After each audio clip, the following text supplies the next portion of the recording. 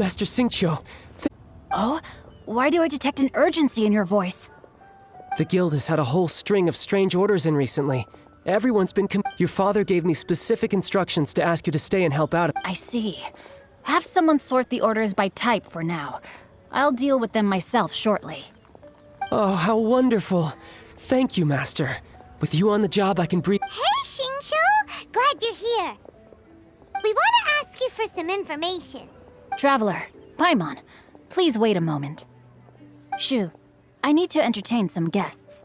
Please continue with your work for the time being, and we'll discuss the matter of the guild's orders in more detail later on. Understood, Master Xingqiu. Then I will leave you in peace. I wasn't counting on finding you here today. What's going on? And how, pray tell, may I be of service? Xingqiu, have you ever heard of Sunset Vermilionite? Oh, I see. So you've entered Lady Ningguang's contest as well. As well? Do you... The truth is, the Feiyun Commerce Guild is in possession of some Sunset Vermilionite, but only one piece. We are holding it on behalf of someone who has asked us to put it up for auction, and a lot of interested parties have already come to us inquiring about the price. At the end of the day, it all comes down to supply and demand. In this case, I'm guessing the final transaction price may be in excess of 500 million mora. 500 million?! Honestly, I would recommend that you don't bother bidding on this one. The price is greatly inflated, and it's just not worth it. But without an... Don't panic. I don't suppose you ever heard of Sea Gazer? Who? Sea Gazer was once very close to Mountain Shaper, but if I am not mistaken, he has already passed away. Yes, precisely. I didn't know anyone else knew about him. According to records of drifting clouds, Sea Gazer once built an abode to store his rarest and most exquisite treasures, among which was some Sunset Vermilionite.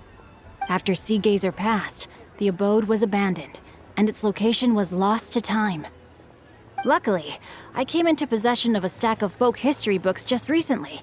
They make some oblique references to this lost abode, and after cross-referencing them against each other, I'm now fairly certain that it is situated in the Lisha area.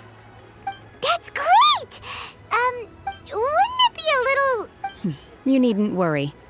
As far as I understand, Sea Gazer was very open-minded. Open-minded? I have not heard of Sea Gazer being described in this way before. May I ask where you read that? Just a rumor I heard out in the mountains. All right then. There's something about this young lady that reminds me of a good friend of mine. Oh, I almost forgot. Adepti abodes tend to have very ingenious designs, especially when it comes to their defense mechanisms. Plus, it's likely to be crawling with monsters after being abandoned for so long. So please, be very careful. Okay, we will be. Thanks, Xingqiu. It looks like the Jade Chamber rebuilding project will be fiercely competitive. It's difficult to say who will emerge as the winner.